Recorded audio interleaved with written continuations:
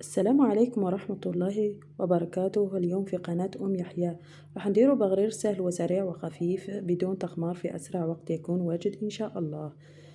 نبدأ بالمقادير. لدينا سميد رطب، ملح، سكر، خميرة الخبز، خميرة الحلويات مع بيضة. نبدأ بالطريقة مباشرة. لدينا 3 كيلات من السميد يكون رطب، وإذا كان السميد متوسط نضيف له ملعقة من الفرينة، خميرة الحلويات، سكر، خميرة الخبز، ملح، ونخلط كل جيدا، ونضيف 4 كيلات من الماء يكون دافئ في الشتاء ويكون بدرجة حرارة المطبخ في الصيف، ونقوم بخلط مليح بالمكسور حتى يتخلط المزيج جيدا. وضيف هذه بيضة اختيارية.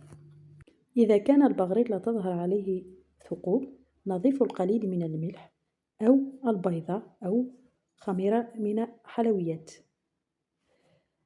وها هو قوام الذي سنتحصل عليه. والآن نروح نطيبوه مباشرة على مقلاة ساخنة جيدا. انظروا، الثقوب بدأت تظهر. معلومة أخرى، عندما نريد أن نطيب البغرير يجب أن تكون درجة الحرارة مرتفعة. ننقص من درجة الحرارة لكي يطيب جيدا. هذا هو السر لظهور الثقوب. هذا هو البغرير تاعي بعدما طاب.